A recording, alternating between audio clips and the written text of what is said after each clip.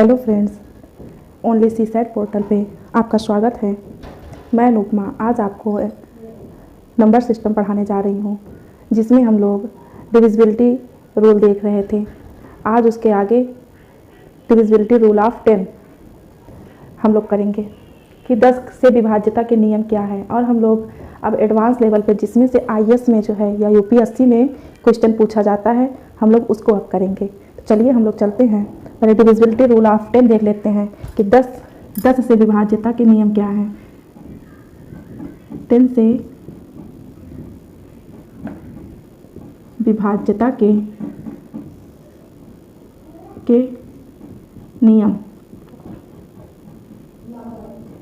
10 से विभाज्यता के नियम यह है कि अगर लास्ट में या इकाई का अंक 0 होगा तो वो संख्या 10 से विभाजित होगी।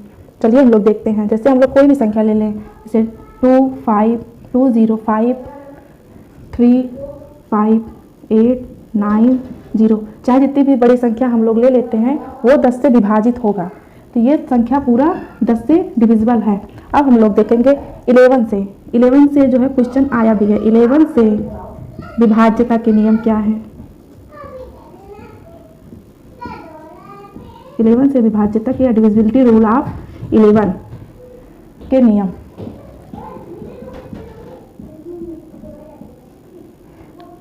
क्या है। अगर 11 से या 11 से कोई संख्या तभी डिविजिबल होती है जब अगर हम लोग लेफ्ट साइड से चलेंगे और सम संख्या, मतलब जो सम स्थान पे संख्या है और विषम स्थान पे जो संख्या है उसको जब ऐड करेंगे और दोनों को माइनस कर देंगे, अगर हमारा 11 या 0 आ जाता है तो वो संख्या 11 से डिविजिबल होगी। तो चलिए हम लोग देखते हैं ऐसे कैसे रूल है। जैसे हम लोग लेते हैं 7, 1, 2, 7, 3, 6, 2, इतना संख्या हम लोग ले लिए हैं। अब 11 से इसमें डिविजिबल कैसे दिखाया जाएगा। पहले मैंने बताया कि सम स्थान का जो संख्या है, जैसे ये फर्स्ट है, फिर ये थर्ड है संख्या, फिर ये 5 का है, 5 है, ये 7 का, इसमें 1, 2, 3, 4, 5, 6, 7 संख्या है। तो हम लोग पहले ये विषम संख्या ले लेंगे, मतलब विषम स्थान का नंबर, वो विषम संख्या में विषम स्थान का नंबर, इसको लिए, फिर इसको लिए, फिर इसको, फिर इसको, उसके बाद फिर इसको सम स्थान, मतलब ये दूसरे नंबर पे है, फिर ये चौथे नंबर पे है, फिर ये छठवें नंबर पे, फिर इसको लेंगे। ये तीनों को पहले हम लोग ऐड कर देंगे अलग से। कैसे, जैसे 7 को हम लोग पहले लिए, उसके बाद फिर हम लोग 2 को लिए, फिर उसके बाद हम लोग लिए 3 को, फिर उसके बाद हम लोग लिए थे 2 को। ऐसे ही फिर 1 को लिए, फिर 7 को लिए, फिर 6 को लिए। तो ये हमारा आ गया, इसका आ गया 14 और इसका भी आ गया 14। अब इस दोनों को हम लोग माइनस करेंगे, 14 माइनस 14 इक्वल टू 0। तो ये संख्या आ गया 0। तो ये संख्या जो है 11 से डिविजिबल है। और ऐसे क्वेश्चन आईएएस में आ चुके हैं, तो इसलिए हम लोग इसे केयरफुली पढ़ेंगे। अब हम लोग देखते हैं, वैसे 13 का जो है अभी तक पूछा नहीं गया है, तो 13 का हम लोग कर लेते हैं एक बार। 12 का हम लोग 12 का भी देख लेते हैं। 12 से विभाज्यता के नियम जो है क्या है। 12 से विभाज्यता के नियम हम लोग 12 को लिखते हैं 3 इंटू 4। तो 3 इंटू 4 का मतलब है कि इसमें जो है 3 का रूल भी अप्लाई हो और 4 का भी रूल अप्लाई, मतलब डिविजिबिलिटी रूल ऑफ 3 का भी रूल अप्लाई होगा इसमें, और डिविजिबिलिटी रूल ऑफ 4 का भी रूल अप्लाई होगा। अगर दोनों रूल अप्लाई हो जाते हैं किसी संख्या पे तो वो जो है 12 से विभाजित होगी या 12 से डिविजिबल होगी। हम लोग 13 का देख लेते हैं। हम तो 13 से या 13 से विभाज्यता के नियम क्या है।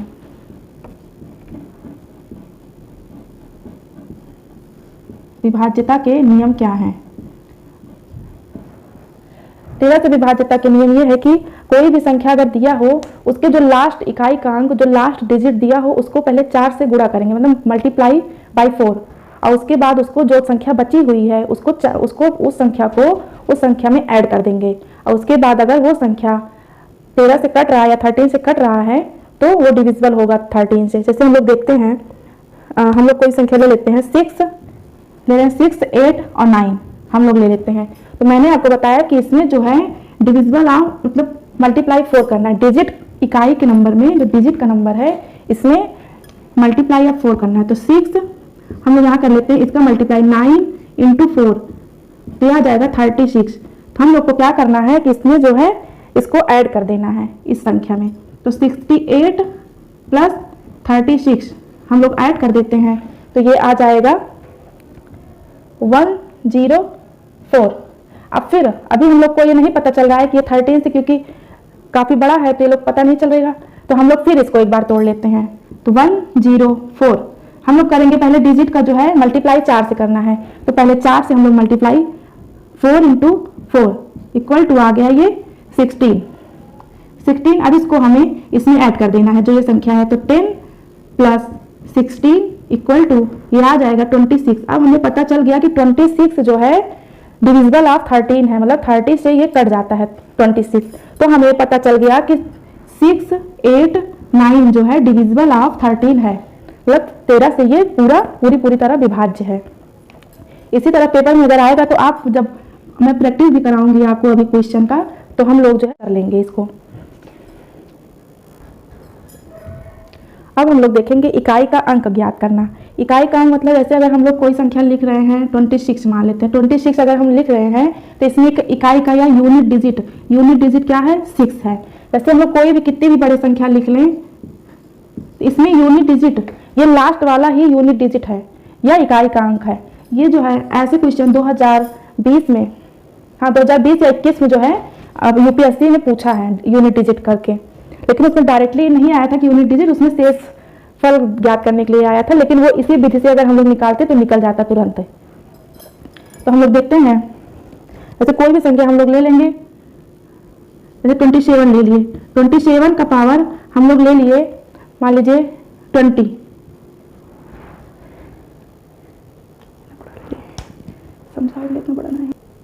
पहले हम लोग कोई छोटे संख्या से सीखेंगे, पहले छोटे संख्या से सीख लेंगे तो जल्दी आ जाएगा हम लोग को, तब उसके बाद बड़े संख्या पे अप्लाई करेंगे।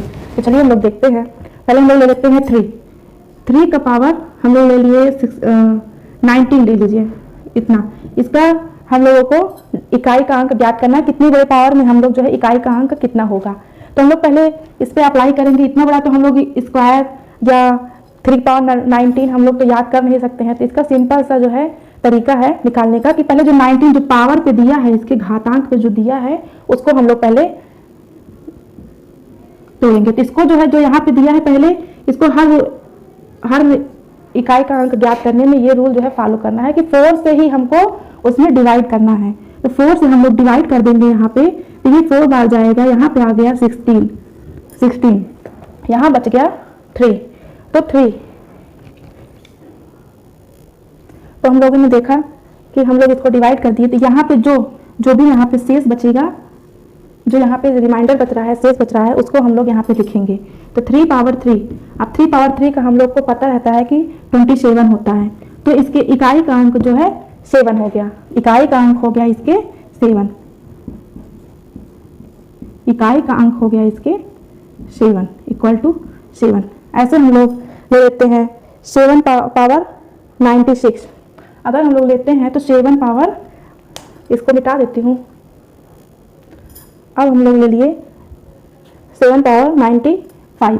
अब इसको हम लोग को क्या करना है कि 95 को पहले डिवाइड करना है 4 से, तो यहाँ पे हम लोग पहले लेके जाएंगे, इसको डिवाइड कर लेंगे 9, हम लोग इसको डिवाइड करते हैं, तो 4 2 जा 8, यहाँ आ गया 15, उसके बाद फिर 3 बार ये जाएगा, फिर 3 बार ये गया, तो यहाँ बच गया 3।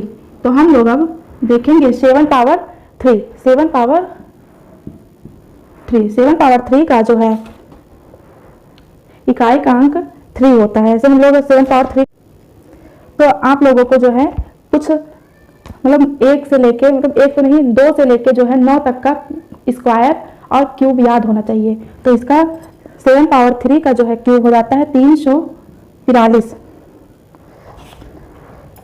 3 4 3, तो इसका जो है इकाई का अंक हो जाएगा 3।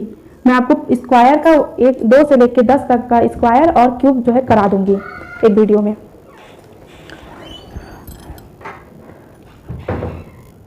अब मैं आपको ट्रिक भी बता दे रही हूँ कि जैसे हम लोग देखते हैं कि कोई भी संख्या हम लोग ले रहे हैं 3 का या 7 का, तो ट्रिक जो है अप्लाई हो जाए। तो चलिए वो ट्रिक हम लोग जान लेते हैं। जैसे अगर शेषफल, अगर 3 जो है 3 की पावर अगर कुछ भी रहे, 3 की पावर अगर कुछ भी रहे, मान लो n में अगर शेषफल कुछ भी आता है, अगर शेषफल में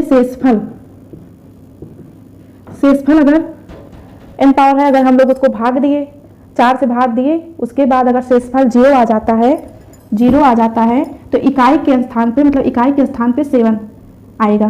ठीक, जैसे अगर इकाई के स्थान पे 7 आएगा। फिर अगर हम लोग देखें, अगर 1 आ जाता है, इकाई के अगर 3 पावर 1 आ जाता है तो उसमें जो है इकाई का अंक 3 ही रहेगा। फिर उसके बाद अगर हम लोग देखें, अगर शेषफल 2 आ जाता है तो इकाई के स्थान पे 9 रहेगा। 9 कैसे, जैसे हम लोग यहाँ पे 3 की पावर अगर 2, अगर शेषफल 2 आ जाता है तो हम लोग देखेंगे 3 का अगर गुणा करेंगे तो 9 हो जाता है।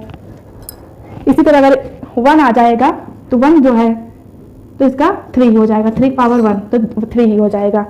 उसके बाद हम लोग देखेंगे कि अगर 3 आ जाता है तो जो है वो 7 हो जाएगा। जैसे 3 पावर आ गया 3, तो 3 का अगर हम लोग क्यूब करेंगे तो 27 आता है। तो डायरेक्ट जो है अगर हम लोग निकाले कि 3 आ गया, कि 3 में हम लोग किसी भी संख्या में हम लोग भाग दिए और वहाँ पे जो है शेषफल 3 आ गया, शेष जो है वहाँ पे 3 आ गया, तो बस हम लोग डायरेक्ट क्या करेंगे, 7 पे ही टिक लगाएंगे कि 7 ही इकाई का अंक होगा।